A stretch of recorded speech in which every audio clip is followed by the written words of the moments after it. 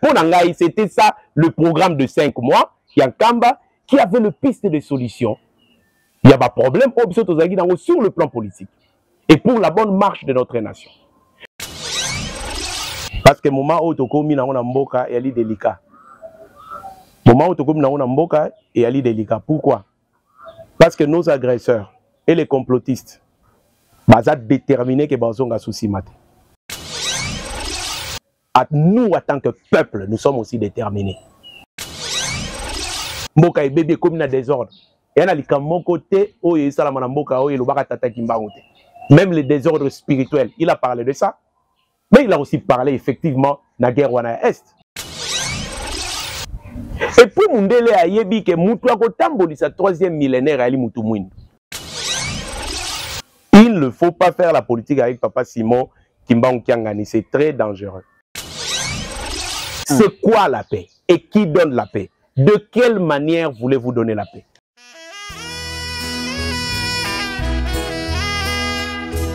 Batela ele monayo. Batela koni manayo. Atakume kama. Tamitumba. We tagami. Okile ningani. Mabota la mabota bakoya awa. Olukanga nzambe.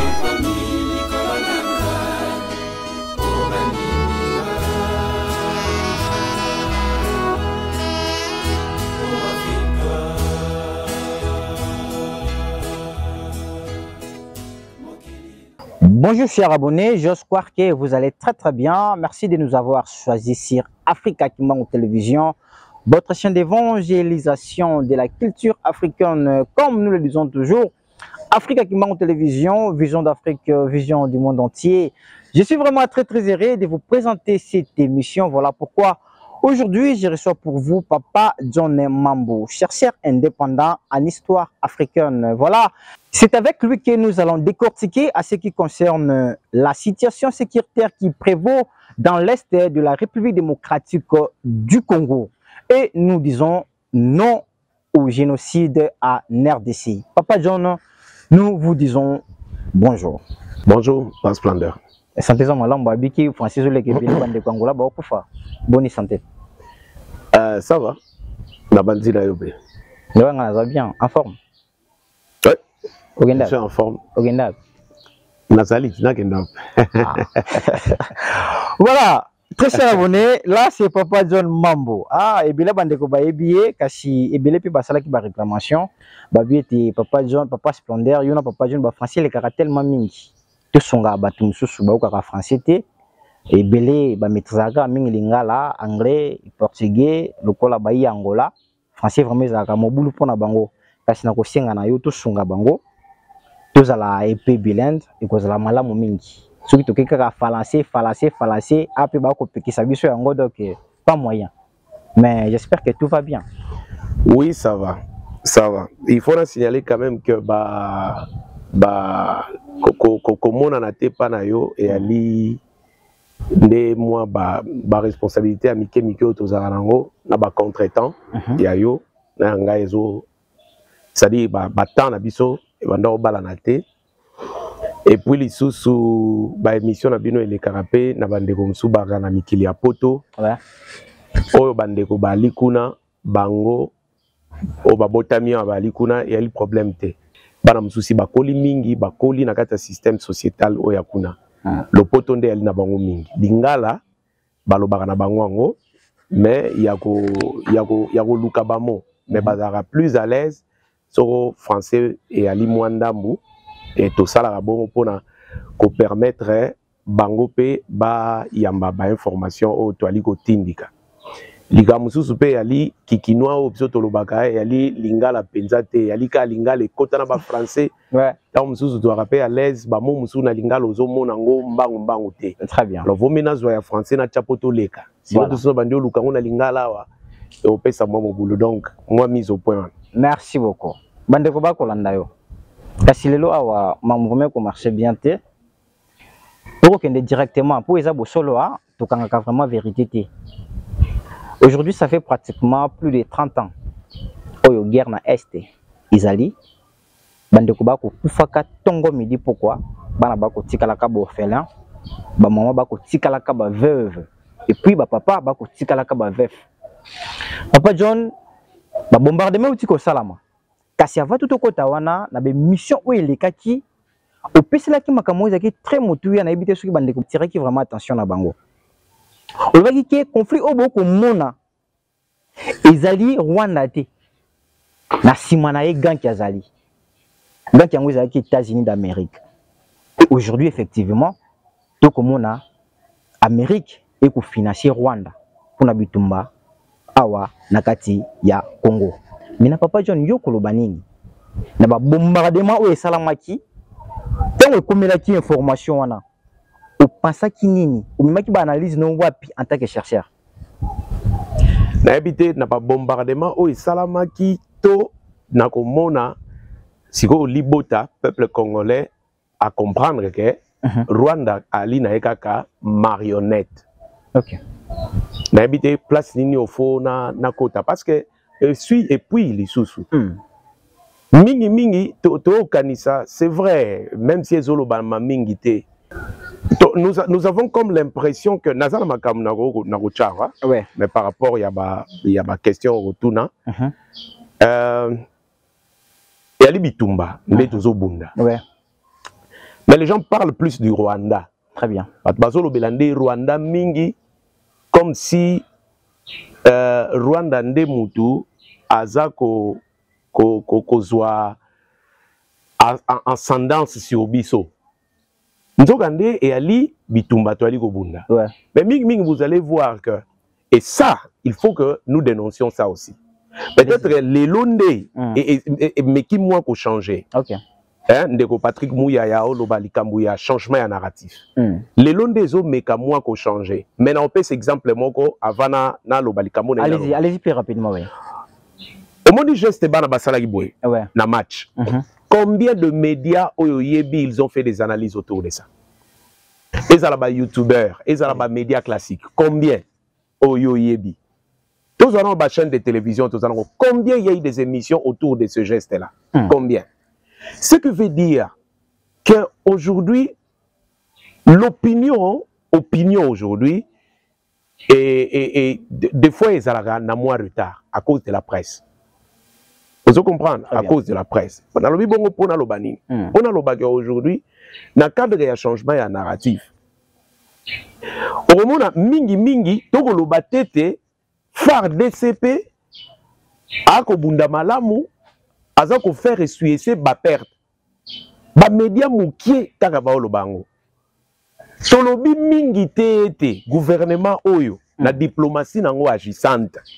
Nde sali ke makambo pe ko mandenge yango e komi boye. La guerre est sale. Vous comprenez? Très bien. Bitumba yali rapport de force. Tam sou bago mener bino repli stratégique. Tam sou bago ko lancer offensif. Offensif wane ali assaut pour la terminer guerre. Vous comprenez? Ouais. Parce que guerre, bataille, il y a un épisode ébélé. Ouais. Mais la meilleure des façons de tenir l'opinion en alerte, c'est de parler des avancées. Il y a FARDC.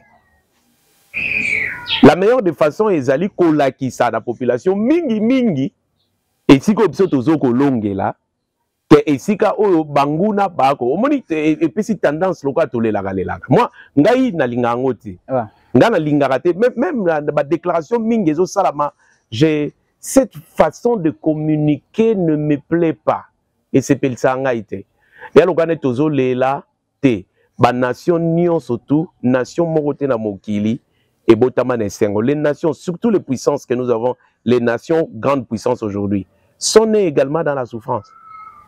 Mais le maman Ali Kambo Yali, c'est la capacité du peuple à affirmer sa souveraineté. La capacité d'une nation, d'un État à s'affirmer et à affirmer sa souveraineté. Et souveraineté, et Ali Eloko, barope so un cadeau, surtout dans le contexte où il y a biso. Cadeau Yali, mais yonde ko wele langue, il aurait indépendance. Vous comprenez? Barope sa yangote. Dans les années 60, Bamagambo Boezalaki. Ba perdre l'indépendance Moussousou, ba yaga na narratif moko le rôle net que bon ben voilà, on dirait sur l'andi ba discours il y a 60 le 30 juin, au monde on dirait qui cadeau à Belge, mais qui cadeau à Belge, mais Emery Lumumba à Lobaki a changé narratif ou en habité et ça cadeau te ali droit.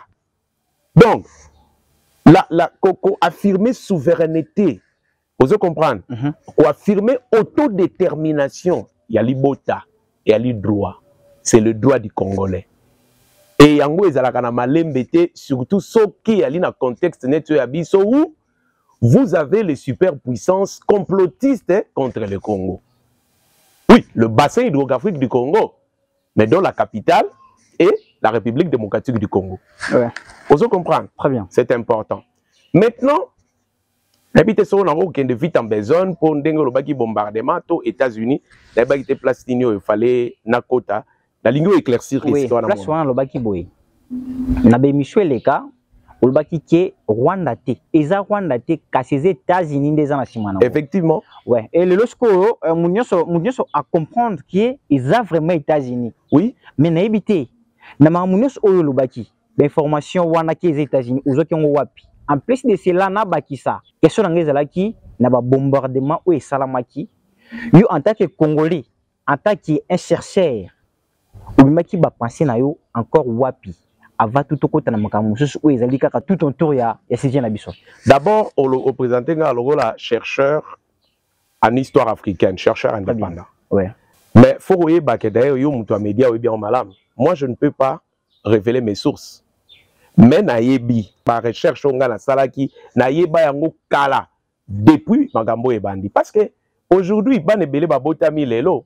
Mais ces conflits datent de depuis quand? Tu as parlé de 30 ans, papa. Ouais. Depuis 86, à Biarmanakouf, tout ça, ainsi de suite, avancé à Afdel. C'est la même chose. Vous comprenez? Ouais. Et c'est le mot que Ezako Bandela, Ezako Bandela, Ezako Bandela. Mais, objectif est acquis nini. Très bien. Et puis, Banani Bahaka na Simaya Afdel. Parce que tant que musée a eu, il y a musée à Rokon. En fait, musée, il était très intelligent. Parce que Ayeba Kike, Elingi Bato, Eli Malam te pour Mboko Yangai. Mais je veux me servir d'eux. L'essentiel est Ali Tolongola Mobutu. Ngana Koma Nano Isikawana, Sona Komi Isikawana, allez, Mouzia Sali volte face. Barwande Bazongaga. Ouais. Azongi Saga Babizima Kara, Azongi Saga Bato, Nyon Soto. Mais ça, bon, bien té, oui. Oui, bien sûr. Non, parce que, en fait, cette armée-là, ouais. Cette armée, en fait, le Rwandais, dans l'AFDEL qui était une alliance, Babandeko s'est comporté comme une armée de concurrents. Vous comprenez? Comme une armée de concurrents, c'est pas évident.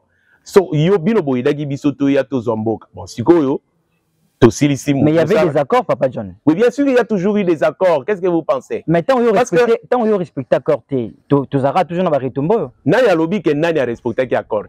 C'est ça. Nani a lobby que Nani a respecté l'accord. En fait, aussi, il y a des accords comme ça. Il y a des accords taillés sur mesure. Les autres qui peuvent répondre à l'objectif, il y a suprématie à Batoumou.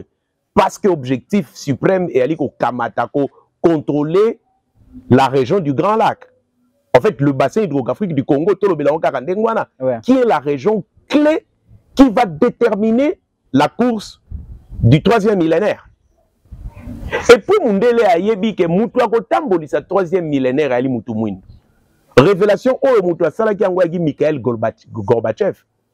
Le secrétaire général, il y a URSS. Enfin, qui faisait d'office président, il y a URSS à l'époque.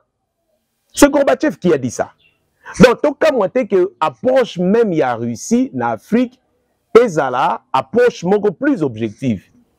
Qui répond aux besoins fondamentaux il y a peuple africain.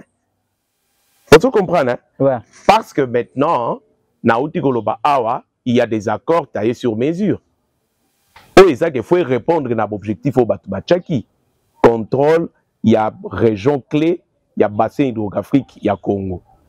Mais objectif, c'est la recolonisation de l'Afrique. Mais au moins, les lots et peuple à Agolamuka et à l'Ikamogo Yamalam. Mais, média a récupéré ma Kambouana te kaka peut-être siko yonde to moni moi éveil à conscience mo bandi ko salama. Mais balal se ipso pongi mingi. Ozomona pour tout comprendre, pour tout comprendre les Cambo. Alors maintenant, l'objectif, c'est balkaniser le Congo. Mais qui était derrière ça? Mais c'est les États-Unis. Mais c'est aussi la Grande-Bretagne. Mais c'est aussi la France. Biso tolobaka li Camboana des missions na yo kala. Ouais. Vous comprenez? Tolobaka ngo kala. Donc, on a donné à Museveni, à Yoweri Museveni, l'objectif de balkaniser le Soudan. Il est arrivé à balkaniser le Soudan. Et au Kagame, l'objectif, enfin la mission, je parle des missions. Et au Kagame, la mission de balkaniser le Congo. Mais qu'est-ce qui se passe? Très bien. Il se passe que les acteurs politiques au bazar ont utilisé comme des hommes de paille. Parce que le Rwanda, qui est l'instrument de puissance, avance toujours à peine masqué. Et ils utilisent toujours na likambo oyo bana ya mboka. Pour bana ya mboka, en fait, ils utilisent bana ya mboka pas pour les intérêts à Congo, mais pour l'intérêt de puissance et pour l'intérêt des marionnettes. Maintenant, qu'est-ce qui se passe? Il se passe que c'est quand il y a cette puissance, la puissance, en fait, c'est ce sanctuaire du Congo qui libère le Congo, qui défend le Congo, le kimbangisme, qui prend défense. Parce que Papa Alobaka va préparer recolonisation. Recolonisation, la plus terrible. Papa 300 ans. Papa Diangenda Kuntima. Ouais. Okay. C'est d'ailleurs la raison pour laquelle Bakimbangi fait en 1992 les Congolais qui ont bonne mémoire, Bato Bazo Yeba, Bakimbangi fait balataka na période moko sac. Le 24 décembre 1992, balataka sac qui pona ko senga bolimbisi. De manière à ce que Nzambe ayo ke la mawa pour que la recolonisation de l'Afrique n'ait pas lieu. Donc Bakimbangi bien.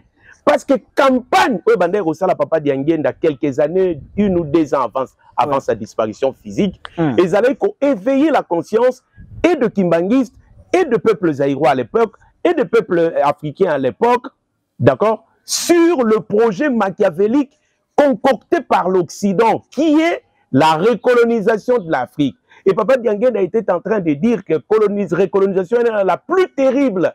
Baroboma tous les opérateurs économiques d'abord, Baroboma tous les intellectuels et Baroboma tous les commerçants. Aux Hollandais, Papa Flander, c'était en fait ça. Maintenant, le sanctuaire du Congo, le sanctuaire du Congo spirituellement lutte contre les forces impures et contre les forces, l'ordre maléfique, vous comprenez, qui en fait est le sanctuaire des puissances qui veulent nous recoloniser. C'est comme ça que les acteurs qu'ils utilisent comme hommes de paille, quand ils viennent, je souligne, tous ces acteurs qui viennent, acteurs Wananion surtout, en réalité, quand Bango va utiliser Bango, ce n'est pas pour l'intérêt du Congo. Maintenant, pardon, maintenant, volte-face Wana et Salamaka, c'est bizarre. Même Bango va comprendre à Yangote. On peut comprendre. Bon, utiliser ngai, mais si on a commis les Sikawana, n'a changé quand. N'a zongi congolais, n'a balouké libino. Vous comprenez? Donc, voilà, je pense que j'ai répondu à cette question. Pour dire que d'abord, c'est ça la mission. Museveni devrait balkaniser le Soudan. C'est réussi parce qu'il va diviser le Soudan. Maintenant, Awa, il fallait pas diviser, pas balkaniser la RDC. Et puis, balkanisation à RDC, ça allait être plus compliqué parce que la RDC devrait être divisée en 4 parties. On comprend? Mission wana bango bazana ngoti lelo basisi yango kanante. Balandela yango katiba comme place wana. Et si le peuple n'affirme pas son autodétermination et sa souveraineté, ndenge zo sala masikoyo, torobikate. Sokope bakambi ya mboka. Batamboli na nzela ya tata Kimbangu pete. On arrive là. Tout justement. Papa John, avant tout continuer, vous venez de soulever une chose ici très très importante. En disant que bah utilisera kaka bana ya mboka. Maintenant on ne sait pas. Bana mboka o bazali ko utiliser. Ce sont des hommes politiques. To ezali batoma ngomba. To ezali na niveau nini. Tant wobiki ba utilisera bana mboka en fait. On voulait savoir to yeba directement. Non, en fait, Oeza visible Mingi et Ali des acteurs politiques. les acteurs politiques et certaines forces vives. Ok. Vous comprenez? Très bien. Oh, Moussoussou Yali Bamangomba, tous ces, ce sont des complices. D'accord. Tozo Yawana. Où tu souleves le komoko awa bakimbangi stende. Ah, bakimbangi stende. Tu éviter. Ah, ils a bosolo. Kasi tango uti koloba nyonso uti koloba awa. Lelo oyo bana mboka ba ko kufa. Ba politicien na biso d'autre part na côté moko boye ba ko benga bango bazana bango basi. Ah, komona bango baza basi po bazali ko agir te. Ba kolobelo côté. Na éviter. Ezake na bakor na bango ba signa. Si il y a des accords. Na bakor na bango ba signa. Bango bazolinga makambo ekende la boye bana mboka basila ko kufa. Place wana guerre ezalaka kaka po ngaso naza konzimoko quelque part papa John na éviter pour l'intérêt na nga pour l'intérêt peuple na ko se sacrifier pour na mboka na ngeza la l'aise tant ma mono so guerre o ezo attend aussi longtemps que ba kambia pays bazali ba koloba pe l'autre côté bakoloba pe l'autre côté ce que nyonso oyo tant oyo ezo benda no pourquoi tant oyo ezo zwama eza bakimbangi sende boloba ki o sala maboye to ndenge ni place wana mais non est-ce que bakimbangi se ba ki sala maboye non place wana mais faire comprendre biso parce que au soulever ma bakimbangi c'était awa non na soulever likambu ya la recolonisation likambu ya balkanisation ya Congo likambu ya sanctuaire église kimbangiste qui lutte spirituellement j'ai soulevé. Et puis, on a soulevé les Kambouya, il faut toujours un schéma à Tata Kimbangu. C'est ce que j'ai soulevé, mais Bakimbangi, c'était Tende Balinginde et Zalaboy. Non. Bakimbangi, c'est Balingi Bat et Zalaboy. Torolingue Zalandengo en sens. Ça n'a pas de sens, Papa Splendeur. Mais seulement Awa et Ali que, on l'a vu Bossolo. Très bien. On est sur le Boyeza Bossolo. Ouais. Et Batouming, ils sont avisés, ils savent ça. Bayebi ango mais moi ba lobango na ba médias officiels et alité. Bayebi nini. Ba Moussoussou. Mais que le complot, ce complot part depuis 1960. Mais lorsque Patrice Emery Lumumba disait que le complot était déjà tramé, la Belgique vise à balkaniser le Congo. Mais ce n'était pas la Belgique, c'était les puissances. Parce que Makambo Nyonso est cueilli dans la conférence depuis la conférence de Berlin de 1885. On est d'accord. Depuis la conférence de Berlin à 1885, des complots et Bandaki. Maintenant, Ezoya, Maintenant, l'église kimbangiste avait proposé des options, des pistes de solutions. C'était quoi exactement? C'est en 1960. En 1960, il y avait un programme remis au président Kasavubu. Pourquoi? Parce que, je le répète, Nati Karakoloba yango te. Voilà. Nati Karakoloba yango te. La colonisation, l'État colonial avait un sanctuaire. Un sanctuaire, vous comprenez, Bonganga, Oyo, Bandaiko, Simba, socle à colonisation. C'est l'église catholique. C'est ça l'histoire, il faut qu'on en parle. C'est l'église catholique qui était l'église d'État colonial. Il était une question en 1960. C'est comme la colonisation est silaki. Il a fallu, parce que si on te remplacer le système politique, si on le système religieux te remplacer pona nini, c'est ça. Merci. Deux ans dans parce que tu vois, papa peut dire que piste de solution. Ma piste de solution vous allez kinini. Tu vas directement. Non, mais na lobby bien, na ten combo papa. Na lobby que papa peut dire que piste de solution depuis 1960. Ils allaient kinini. Mais il faut battre na papa. Oh. Mais c'est ça, il faut battre na papa. Première piste de solution. Première piste de solution. Première piste de solution, allez demander à papa qu'est-ce qu'il faut faire. C'est évident papa, c'est évident. Naropé ça, je veux dire, je vais révéler quelque chose. Bon, ayez banni. Très bien. Mais ngana zonge la wana. 1940. OK. Mois de mai. Hitler envahit la Belgique et se prépare à envahir la France. Est-ce que vous comprenez? La Belgique a yebindenge à Kosala. Les Alliés ne savent plus quoi faire. 1940. OK. Papa Kisolo Kele a Kosala na administration coloniale. Papa Kisolo Kele, moi na liboso ya tata Simo Kimbang. OK. Papa Diangienda Kuntima Alina nous na colonie scolaire ya Boma, c'est sa dernière année. Landa très bien. Non, pas sa dernière année parce que il est parti de là à 1943. Non, il est parti de là justement en 1940. C'est sa dernière année. Le 10 mai 1940, un véhicule officiel de l'administration coloniale entre dans la colonie scolaire de Boma. Nakati kuna tata Kisolo Kele aye na disons prélat catholique. Bakiti avec un fonctionnaire de l'État colonial. Baye wana tangu bakomi bakamati papa diangenda na kelasi baye na ye na bureau. Tangu baye na ye na bureau, alors ba poser bango problème oyo. Baye psi bango boye. La Belgique a été envahie par l'Allemagne. Solution, biso tozana ngote, binonde bozana na solution. Ah, bisonde toi na solution, binonde boa na solution. Mais biso toi na solution te, prêtre catholique mogalo bia. Biso to yebi ke makambo yali na tata na bino, et yali na bino. Binonde boali na solution. En fait, qu'est-ce qui s'est passé? Comme cette histoire-là commençait à attirer l'attention, na colonie scolaire, bakoti papa diangena na mutuka, ba memi bango na Boma. Ba memi bango, j'ai oublié le nom de cette montagne-là. Ba memi bango na montagne wana, tango ba komi wana, les officiels qui étaient là, balobi na bango, pardon, intercédez auprès de votre père pour que la guerre mondiale est si là. Là, c'était en 1900 combien? C'était en 1940. Très bien. C'était en 1940. Je donne l'année. Voilà. Papa Diangenda qui parle. Papa qui se loquait les... Alors, mais bisoto yebite ndenge nini, bo pesa biso ba chapelet prêtre wana zalaki wana abotoli bango ba chapelet. Alors, boza na besoin ba chapelet oyote, bobenga yendenge, bobenga kaye.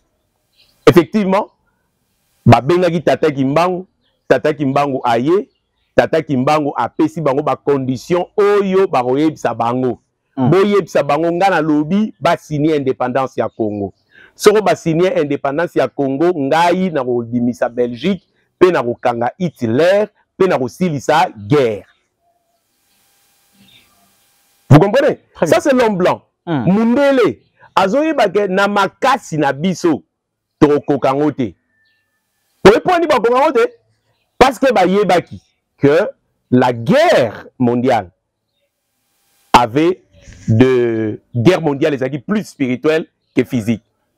Donc il fallait négocier spirituellement. Namuto ali plus puissant spirituellement pour tokanga Hitler parce que Hitler toko kanga été surtout ce qui Hitler ali émanation à pouvoir ya muto. Nalobi likambo pa Flandre, nalobi likambo. Très bien. Donc lelo yoboé, la piste de solution c'est quoi? La piste de solution c'est s'humilier. Aller chez papa, lui poser la question. Est-ce que Mukolo Nini bako fungola les secrets du Congo? Mukolo Nini. Message, il y a président Fachi. Très bien. Tango Kendaki pour la première fois dans Kam. Naye kosenga na papa asali sangai po nasilisa guerre ya Est. Wali mopanzi sango malobawana aloba yango et puis on se comprend aloba yango ezalina ezala ba media ezala ba elema. Tomona. Aye kozonga na campagne. Alobi ndega bolobi ye kaka papa na ye kokangamana yo parce que yo yebi sekele batata batikela yo. Ne faites pas la politique avec lui, c'est très dangereux. Il ne faut pas faire la politique avec papa Simon Kimbangu Kiangani, c'est très dangereux. C'est très dangereux. Ne faites pas la politique. Soko yali solo que président Fachi. Parce que en fait, na niveau ya président, il est l'homme le plus, la personnalité la plus informée du Congo. Est-ce que vous comprenez? Donc ayebi pourquoi alobaki ndenge wana. Je présume qu'Ayebi, pourquoi le donc, si on va pas splendeur, piste de solution, il y a Liboso, il y a Likozong et Panae. Pour élaborer qu'est-ce qu'il faut faire. Deuxième exemple, ou troisième, quatrième exemple. Après pillage, il y a 1991. Basoda, il y a 7 Batomboka qui, oui, Salagi Kesikoyo, a le pillage et au Salama Basoda Babimi, pillage et Salami na Kinshasa, 1991. Premier pillage. Pour la plupart, Mingikat Nabango, Bageno Batamana ici, hôpital et commis cinquantenaire, Babanda Kobengango Koweït. Basode belle, Bakomo Vandawan. Conséquence, insécurité comme qui Mingi Namboka. Mobutu est à cheval entre Gbado et Kinshasa. Quelquefois à Kinshasa, mais plus à Gbadolite. Maintenant, insécurité comme il Makas. Désordre comme Makas. Alors, tous ces militaires pouvaient sortir au Sala Onios Bangoko Sala Soba Sisi Bazun Kakuna. On savait que Bao Vandakuna. Mais le général Mayele, lorsqu'on le nomme chef d'état-major par le président Mobutu, le général Mayele, il vient pour Nini pour Akangabasoda. Mais réflexe, c'est ça, le coup la cinquantenaire est allé à centre d'accueil, c'est juste Sénasima. Il faut, non, je veux dire exactement ce que lui-même a dit à papa. Très bien. Il est parti. Quand il est parti là-bas, oh, papa Lobby, le général, allez, général, comment ça va? Ah, papa, vraiment, je vais très bien. Je suis venu vous voir dans le cadre de l'opération militaire que nous allons lancer ici, parce qu'il y a tellement de l'insécurité ici à Kinshasa. Alors, le président m'a donné la première mission, c'est sécuriser la ville de Kinshasa. Alors, le plus grand foyer, c'est juste derrière vous ici. Landa, c'est juste derrière vous ici. La plupart des soldats déserteurs en fait, se réunissent là-bas et ont fondé un camp là-bas, ils dorment là-bas. Donc, je suis venu dans le cadre de l'opération de sécurisation de la ville de Kinshasa. Mais, voilà le général Mayele, mais je pensais que comme vous êtes derrière ici, est-ce que vous êtes une personnalité religieuse? Je ne peux pas venir lancer une opération militaire. Landa, Bala Congo Bolanda. Très bien. Je ne peux pas lancer une opération militaire alors que vous êtes ici. Il y aura certainement des coups de canon et des tirs de fusil. Je ne veux pas, en fait, déclencher une opération et vous surprendre, vous, à votre rang, ça ne serait pas poli. Ainsi, papa, suis-je venu vous demander, en fait, vous informer qu'on va déployer, on va descendre sur le terrain là-bas, lancer cette opération. Et je sollicite également votre accompagnement pour que la mission qui est là-bas soit une réussite totale. Papa dit... Accompagnement sur le plan spirituel. Oh, mais est-ce que papa aussi m'a mis une fois qu'il est... Mais oui, il faut bien préciser. Non, je précise accompagnement sur le plan spirituel. Non, mais c'est cela. On a découvert. Non, mais Papa Splendeur, déjà... que cet accompagnement soit spirituel, très bien. Ça démontre qu'il y a des choses en réalité que vous ne pouvez pas que régler sur le plan matériel. Très bien. Et ça, la biloko yo kokika rolongango na bonzoto boete. Batuwana ya kala baebaka papa, baebaka tata kimbango, baebaka nandeni na masolo na expérience, baebaki. Mobutu baebaki baebaki. Donc histoire ango papa lobi très bien. Comme tu as dit ça, très bien, je vais t'accompagner. Eh bien, voici ce que je te demande de faire. Voici ce que je te demande de faire. Après, c'est ma piste de solution. Mais on te donne la piste de solution. Si on ne fait pas l'ordonnance. Voilà. Ordonnance, même attaque qui soit les amers. Est-ce que pour le général Mayele, s'agissait-il de se faire valoir en tant que général, le chef d'état-major, c'est moi le général Mayele dit. Non! Il n'a pas fait ça, il a suivi ce que papa lui a dit. Papa lui a dit très bien, voici ce qu'il faut que tu fasses. Va là-bas, tu n'auras pas besoin de lancer une opération militaire. Dis-leur seulement de sortir. Pacifiquement, ils vont sortir. Papa Salelier prière, Bakeyi, général Mayele, il y a des images. Il y a des images. Le général Mayele arrive na Kuwait. Et Sikawano va commissaire hôpital cinquantenaire. Bâtiment en union, surtout bas soldats bazaki na kati. Azui mégaphone. Alobi na sengi na bino, pas exactement comme je dis, hein. Na sengi na bino bobima. Na kotanga tina 10. Soko bobimite, 10 et kokakite. Ils sont commencés à sortir. Ils ont commencé à sortir. Ok. Est-ce que vous comprenez? Très bien. Mais c'est quoi la paix? Et qui donne la paix? Voilà. Moi, Tata Kimbangu, il y a Liboso, papa qui se le Charles à Botabi, en 1914, guerre mondiale et bandi. Première guerre mondiale et bandi. Moi, Nami Balé à Botabi, Tata Dialugana Kiangadi, en 1916, donc 2 ans. 14, guerre et bandi, 2 ans 1916, épidémie Mounene, grippe espagnole, et c'était aussi une pandémie. C'est vrai que tout chaque Afrique, ma cité, mais tout santé qui en la grippe espagnole en 1916. 2 ans plus tard, Tata Diangenda Kuntima, moi na mista to papa qui solo kele, plutôt moi na mista to papa Simon Kimbangu à Botami, en 1918, la guerre prend fin. La guerre prend fin. Et hier, c'était le 12 février, et je me suis souvenu hier que papa qui solo kele à Botami le 12 février 1914. Et en 1914, tant que Botama dit guerre mondiale et bandaki. Et hier, c'était le 12 février, jour à naissance naïe. Et c'est ce jour-là aussi que les Congolais quittent na balabala pour qu'ils vers l'ambassade pour réclamer qu'il faut bakeni. Nous avons vu ça. Mais j'ai dit, c'est quoi la paix? Et qui donne la paix? De quelle manière voulez-vous donner la paix? C'est quoi la paix? Qui donne la paix? Et dans quelle manière? Ok, place on a commis au quota. Très bien. Merci beaucoup, Papa John. Maintenant, ici, on voulait avoir des précisions. Ah, ça va vraiment précis, s'il vous plaît. Ce qui bino bakimbangi, c'était boyi basekele. Ah, il y a paix en boka. Mais il faut qu'on se le dise, s'il vous plaît. Tokangabou, bakonzi ba kolanda yo. Ah, bosolo, bakonzi ba kolanda kangolo kwa mon pepito kila la place na pesi mbote. Ba politicien minene ba kolanda ka Afrika. Ah, siko ba kolanda yo. Pona guerre est. Ogobisa bongo nini? Pona esila. Non, pona esila sikoyo. Pona esila. Mais si la lobby. Ogobisa bongo ndenini. Non, attends, na souligner pelo moko. Voilà. Awa, tu ali kolobatete oyo gouvernement ali ko sale ali kitokote.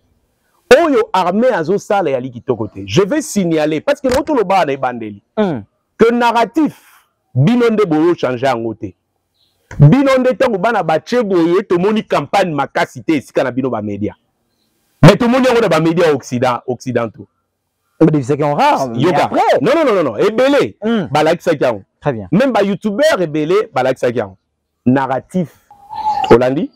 Maintenant, le mécanisme est qui est déployé.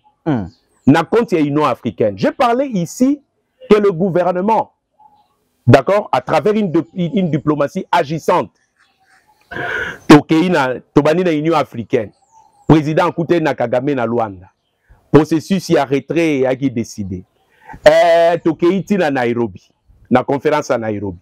Tokeiti tout ça. Ça, Koloba tete yali makambu tete et zo sala mayali kito côté. Il faut applaudir, féliciter le gouvernement pour cela. C'est ça. Ça dit Koloba pe kitoko o mboka ali kosala.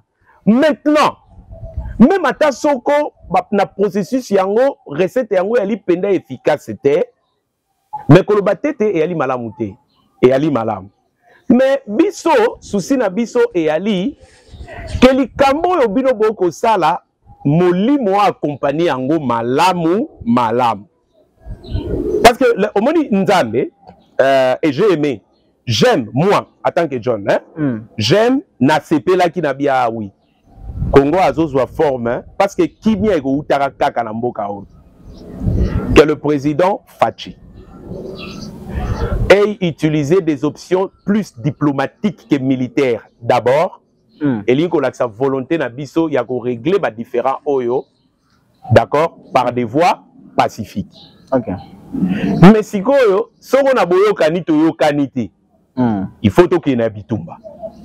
Mais souci na biso ya lini, souci ya li peut-être que ba option au bango ba lever et ba option ya milayi.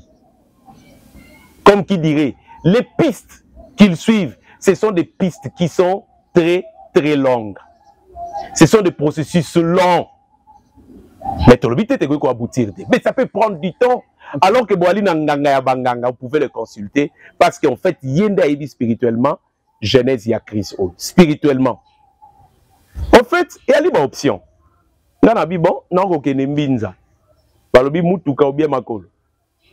Bon, oya ke makolo akokoma, mais oya ke mutuka akokoma mbangu koleka ke oya zui akei na makolo.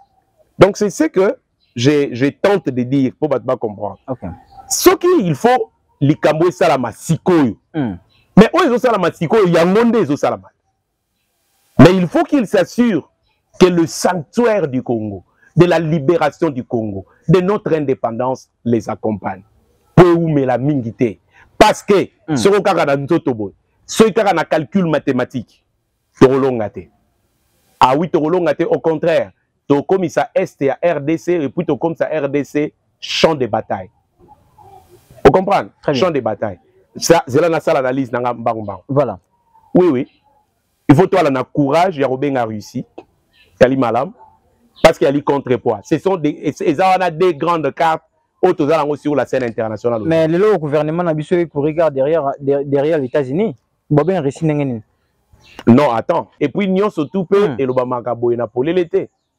Personne ne se souvient. Dans une solisa que ezala makambo oyo et yokana et boko yokana nango mais et ali na coulisse.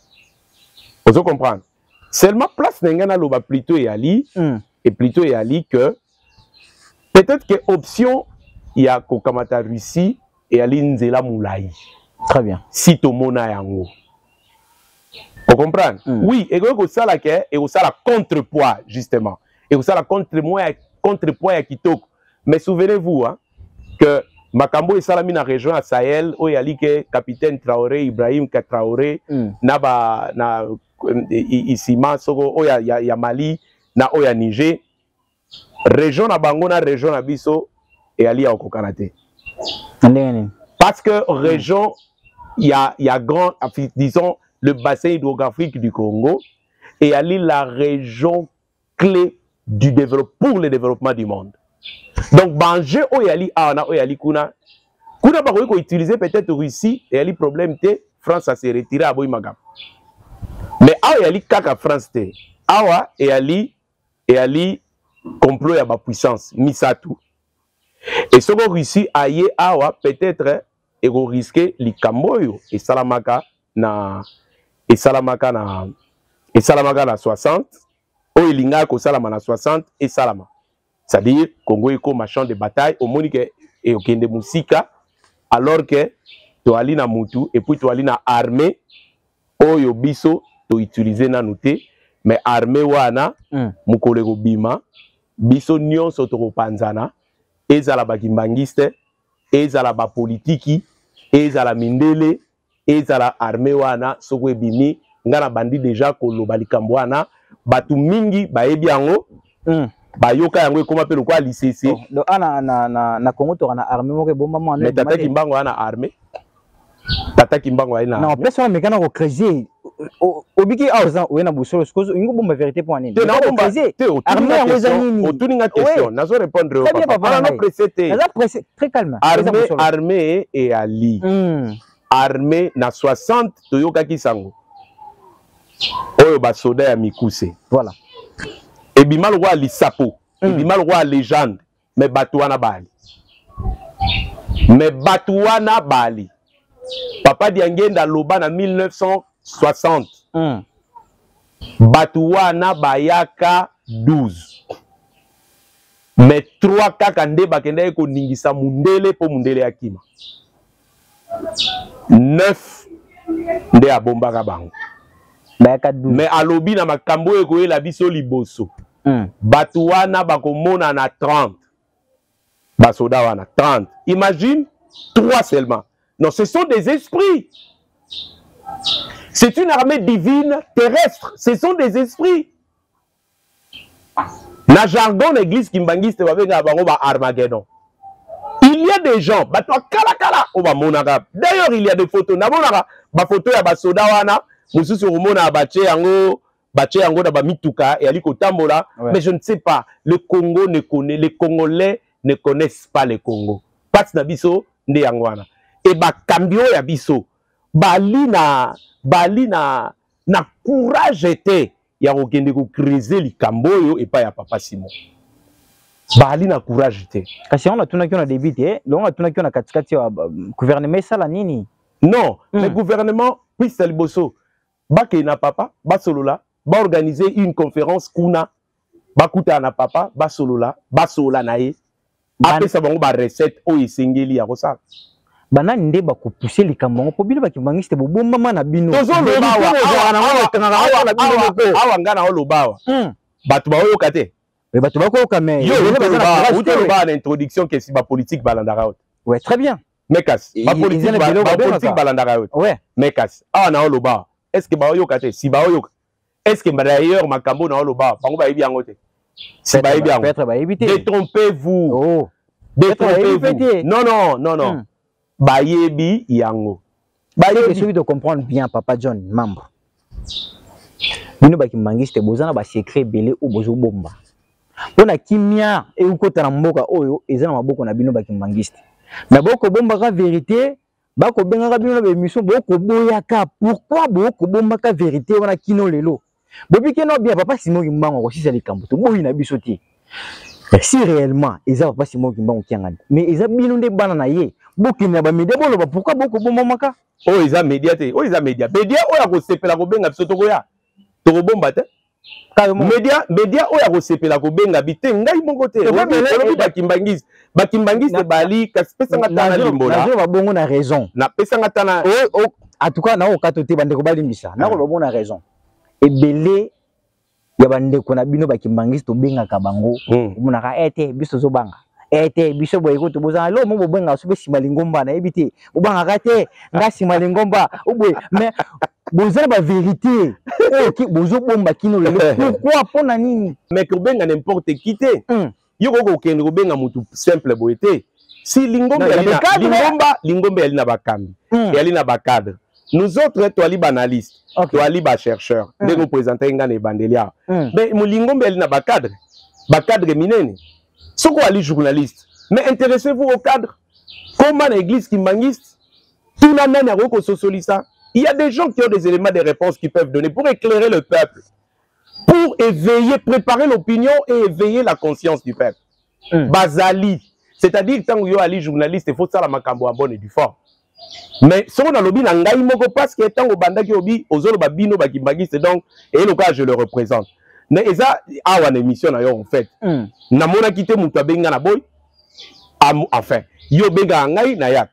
Na moni bandeko mususu ya télévision mususu ya Megrabel ba obenga ngai nazoya. Soko bengi ngai na boya. Soko ko benga ngai te luka ba cadre ya lingomba bali. D'ailleurs, au bali ba voix officielle ba ko lobela makambo mususu parce que si ekokeli tango ndenge yo lobiango. Tokotika yango ti wapi. Yo lobi to bombaka te epano na okoloba. Pe olexaka bato ebele bakimbangiste pe ebele. Ezala ba cadre, ezala ba obali simple. Ozo comprendre, olexaka pe ebele. Ozo rappel ba chercheur ming. Mais na mona rappel bandeko na ba pantisango ba lexaka pe ba analyste pe mususu ebele. Bien que pe ba mtu ba analyse na bango e ali penza ya hôtel ba bien te kasi e ali ba analyse oyo soko yo moko creuser na ba base ba pesaka ogokomona lumière yalikam. Nous sommes en 1990. Très bien. Papa Diangie Ndakunti. Papa Kisolokele Lukelo Charles. Papa Dialunga na Kiangani Salomon. Bao misatu na tangi balisu bapayate batato ya biso Congolais ya ebi bango. Bana misatu botaka tata Kimbangu. Bana misatu batikalaka na programme ya tata Kimbangu. Basangani na nkamba Yerusalemi ya sika pona ba 6 conférence ya munene alaka kuna pendant 5 mois. Okay. Na suka na yango papa Diangenda, papa Kisolokele na papa Dialunga na Salomon bayokani. Soko d'ailleurs na fungola moi parenthèse moko. Omoni passe splendeur soko batubing balinga kolobate par la peur de l'église. C'est vrai que lingombe ali na politique nango c'est vrai. Faut se conformer à la politique wana. Mais batu mingi bazo banga pambate nous sommes divisés au Congo ici à l'interne. La classe politique est divisée à l'interne. Mais il faut que nous sachions qu'un peuple sans histoire est un monde sans âme. Sogo peuple ali na lisolo na yete. Ali C'est-à-dire, il n'existe pas, il n'a pas d'identité. Okay. Parce que c'est l'histoire qui te permet à t'identifier au milieu de Soko Yo Ali Nani. Au monde Ali. Ouais. Mais maintenant, la première des choses qu'ils ont cherché à faire, depuis le Congo profond, le royaume Congo profond, c'est de falsifier l'histoire. Parce que quand on falsifie l'histoire, tu es perdu. Tu n'as plus d'identité collective. Vous n'avez même plus d'identité collective à revendiquer. Vous n'avez même plus, papa, splendeur, une mémoire collective. Et vous, en fait, on efface votre imaginaire en tant que peuple. Vous n'existez plus. Vous comprenez? Très bien. Maintenant, quand le peuple a bandaka, bon sommier bandit, la première des choses, surtout pour l'indépendance spirituelle, c'est ce qu'il faut restituer l'histoire, alors l'histoire authentique à ce peuple. Il y a une sens église qui mbangi c'est un musée au Yaranankam. Parce que l'histoire est bétami et ali histoire il y a lokuta et bombi basekele mingi. Sikoyo awa, tu as dit koloba maintenant ma solo oyo ya solo oyo ezalaki bongo. Ouais. Maintenant, très bien. Maintenant batu mingi babangaka parce que nous sommes divisés à l'interne ndenge na utolo bango.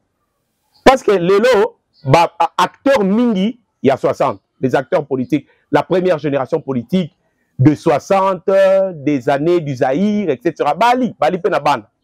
Mais ce que tu as montré à l'équipe bandi ko tanga kombo bamsou ba se centraliser. Et tu es commis bandi ko luka moto alors mingi ba koba ko bangi sanzoto. Vous comprenez? Mais l'histoire reste l'histoire parce que un peuple sans histoire est un monde sans âme. La conférence, disons, bazobengango 5 mois nankamba. Na suka ya masolo na bango wana parce que batata basangisa ki bakambi église kimbangiste ya mokili mobimba pendant 5 mois. Oyebi pona nini? Pona koloba na bango, kobongisa bango, pe kolakisa na bango makambo ekoya liboso na programme oyo ekangi tata kimbangu pona mboka na biso apesaka na batata bango misato. Loba na bandimi ekangi nzambe yango. Ozo comprendre programme oyo ebongisi nzambe pona mboka yango. Bayebisa mboka tout ça, c'est ça. C'est ça. Soki batu bali sincère, bayebi makambo yo tokoloba ah nasuka. Programme wana papa babimi po bakende bado que nous remonte na papa na président Mobutu. Maintenant papa qui solokele akenda kate. Alobina okende kuna te d'ailleurs on a limité ki akosala ngo. Mais batata bango mibale bakei. Tant bakei kuna le président Mobutu. Avant d'ici papa pendant banda bakoma qui je pense c'est qu'il va 10h 11h puis 20h. Puis 20h. Alors papa azaka na sengote na likambwana. Tant bakuta na ye alobina yo. Toi tu es en train de obandi ko sala lecture ya bisoti otala likamuni ni onga na elio. Mais likamuni ni onga na elio. Nga likambu onga na elio ya li programme o ekangi tata na biso. Pona mboka ti ba génération ezo ya liboso. Lokola na sangisaki lingomba mobimba. Na monaki ke ya li polité. Ete to sangani lingomba mobimba tata pesi programme yo mo kondiwe bité. Yangwana na yego pesa yo, na yego pesa yo likambo. Donc pona yango no vandisi ngai po o utiliser ba service na yo ye ba soko nini na ye na ngona kati. Siko ba service na yo ba ebisi yo nini onga na ye na ngona kati o ya mabe. Bokondi oyo yo zwaki nana pesa ki yo yango. Bokondi oyo zwaki nana pesa ki yo yango. Alors papa azui dossier wana apesa président Mobutu. Alobi loko sali ngai lelo na yebi ke bomona ngai pamba na ze loko pamba magicien tout ça il y a zobonde la papa oh non homo ce n'est pas comme parce qu'Andro benga homo. Ce n'est pas comme ça lobi oui régime na yo nyonso na li loko ya pamba. Na yebi ke na tangi loko la binoté na yebi ke bomona nga pamba je suis magicien, je suis voleur, tout ce que vous dites. Mais nangai sala na yo yango eza problème te. Mais il fallait pas que tu m'humilies devant mon frère. Et puis en plus les jours à venir, le quoi comme tu me négliges très souvent, tu ne me verras plus, je ne serai plus avec toi. Tu resteras avec lui. Alors je te mets en garde. Lui, il est très compliqué. On a joué ça. Wana zo laksa nani? Azo laksa papa Dialungana. Parce que papa qui soloke la boya ginae, azo ginae na poto. Programme oyo izalaki na kati. Yango en partie le président Joseph Kabila a fait. Yango en partie le président Fachi a fait. Vous comprenez? Mais est-ce que programme wana nyon surtout si va épuiser yango? Vous comprenez un peu? Est-ce qu'ils ont déjà épuisé ça? Donc du coup, même Ngaï, je ne connais pas ces programmes-là. Je ne connais pas. La révision du procès au Moni Oyo, président Joseph Kabila, à Salaki à Waboye, va revisiter le procès, il y a Tata Kimba.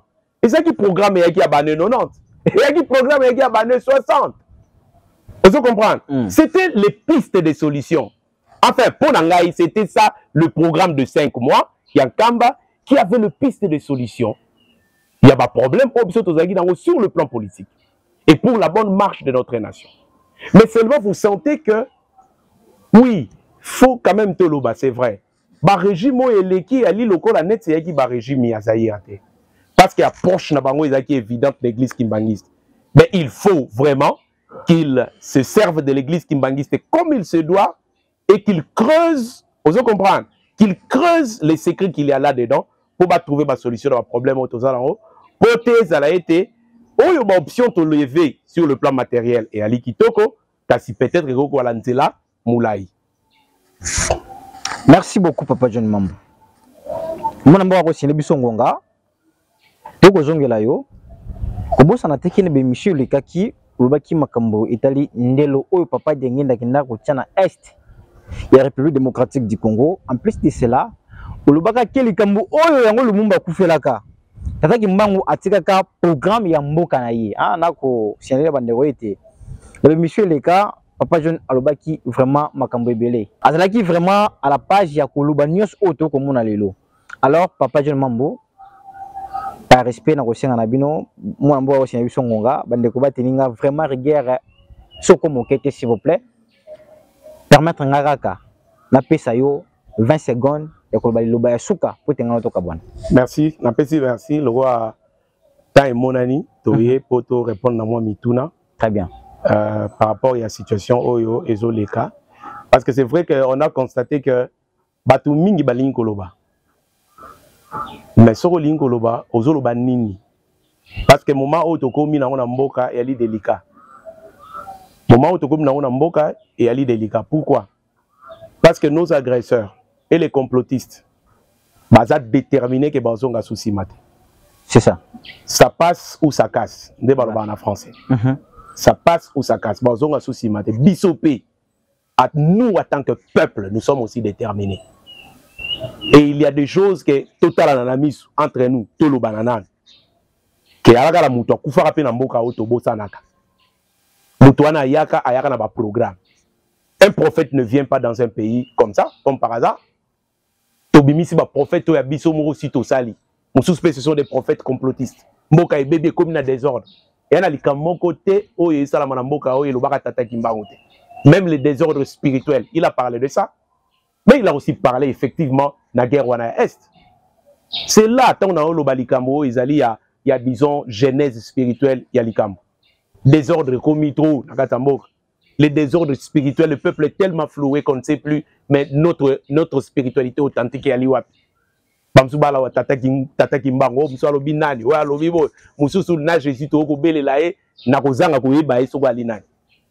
Quelqu'un se réveille aujourd'hui, nous sommes dans un... Tu vois ce pays ici, quelqu'un peut se réveiller, un bon matin, il dit, je fais un rêve, le Seigneur m'a dit de commencer une église, et puis tu es place, voilà, tu es baba, il commence à crier, quel désordre.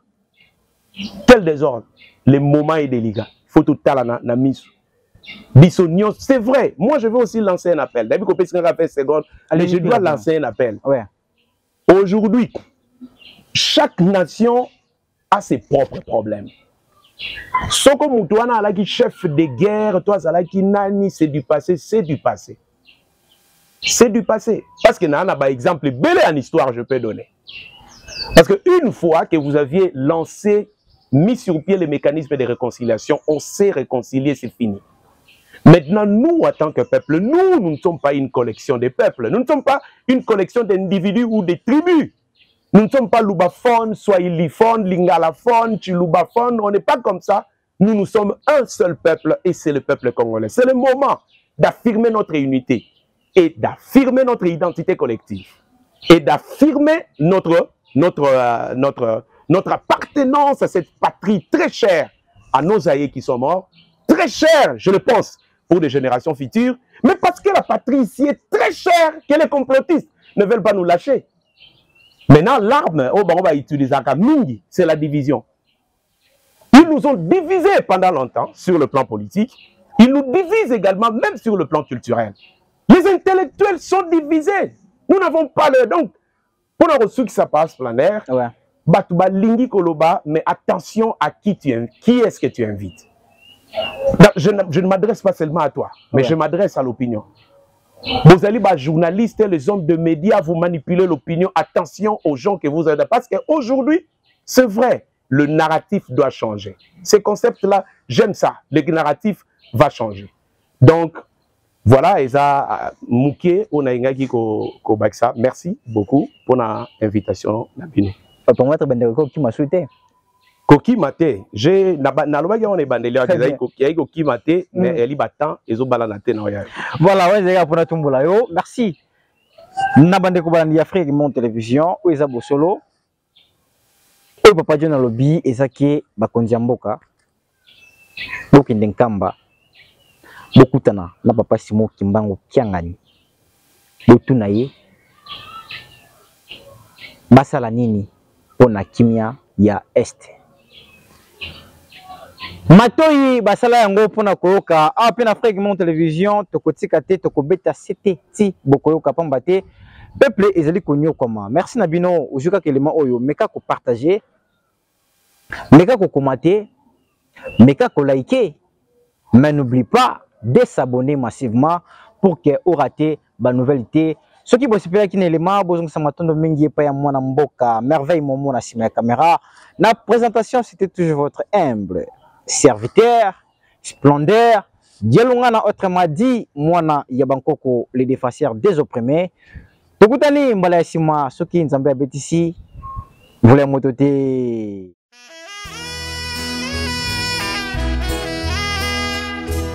Batela elemo na yo